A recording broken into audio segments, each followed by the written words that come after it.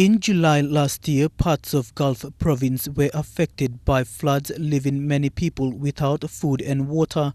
The provincial government has since then called for the release of disaster relief funds to purchase food supplies.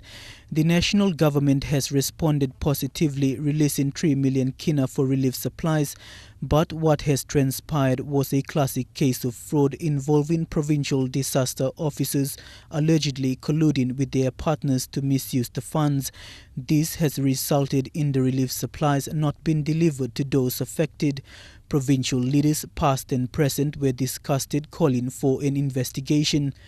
All these containers of foodstuff and relief supplies sitting in Port Moresby or sitting in Malalawa or sitting elsewhere are delivered immediately,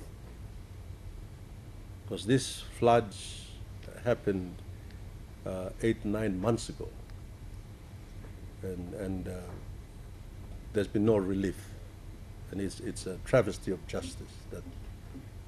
Prime Minister Peter O'Neill has directed the Chief Secretary Manasupe Zurenuoc to investigate.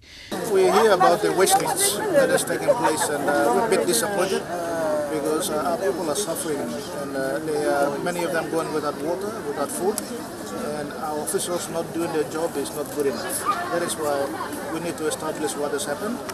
Right now we are sending all the relief supplies and relief funds directly to the provinces. NEC is appropriate, and we've started sending money to the provinces. Provinces need to get up and start working so that our people get the supplies on a timely basis.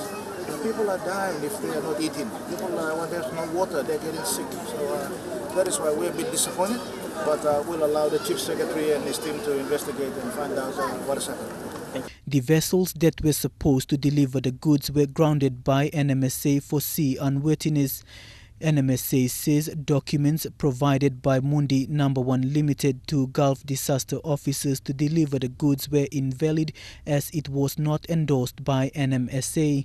NMSA has also questioned the existence of West Coast Shipping Services Limited.